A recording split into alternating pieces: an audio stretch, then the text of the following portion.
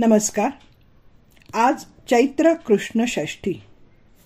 आज आपण संत निळोबाचे अभंग बघूयाल.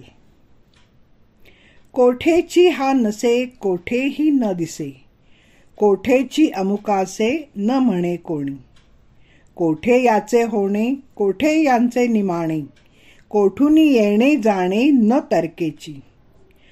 कोठे याची स्थिती कोठे याची प्रीती, कोठे याची वसती न कळे कोणा. निळा म्हणे याती न दिसे रूपाकृती, नयेची कोणे व्यक्ती विचार करता. निळोबाचे अभंग.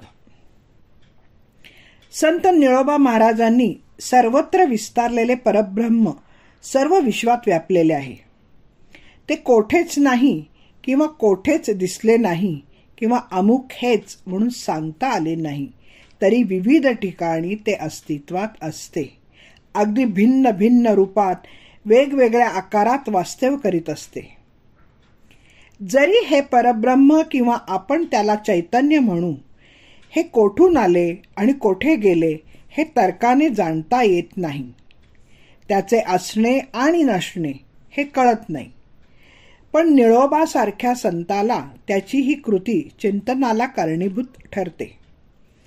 ज्या चैतन्याची स्थिती, वस्ती, प्रीती सर्वांनाच अज्ञात आहे, ज्याची रूपाकृतीही दिसत नाही, त्याच्याबद्दल विचार करता गोंधळ उडतो. हे जरी खरे तरी निळोबांचे म्हणणे आहे की ते परब्रह्म बहुरूपाने सर्वत्र आहे. ते एकटेच विस्तारलेले आहे. काहीच न होऊनी विस्तारला, बहुरूपी हा एकला.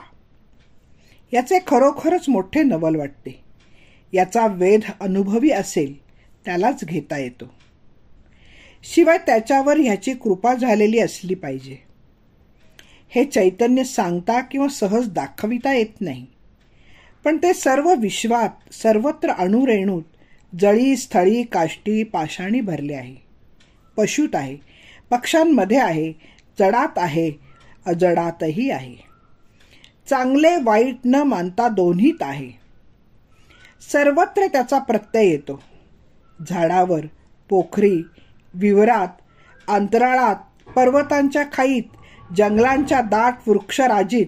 इतकेच काय, निळोबा म्हणतात, चिखलात शेणातही ते जीवरूपाने वास्तव्य करून असते. आपले हे चिंतन निळोबा आणखीन पुढे नेत म्हणतात, त्याच्या वस्तीचे अनुमान करता बुद्धीला शीण येईल. छोट्या खेड्यात, मोठ्या शहरात, सागरात किंवा दर्यातही त्याचे वास्तव्य नाकारता येत नाही.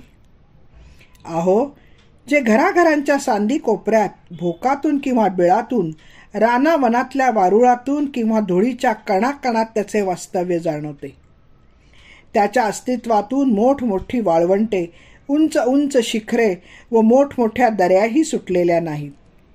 पण माणसाच्या केसात, वस्त्रात देखील ते लहान जीवाच्या रूपाने असतेच. परब्रह्माच्या वास्तव्याचा विचार करताना निळोबा विशाल प्राण्यापासून दिसू न शकणाऱ्या सूक्ष्म जीवामध्ये ते आहे असे सांगतात. ते म्हणतात, ब्रह्मांडाचा चालक जाणायला जाणणारा अनुभवी हवा. कैसा याचा वेध जाणती अनुभवी, जया आहे ठाई कृपा याची.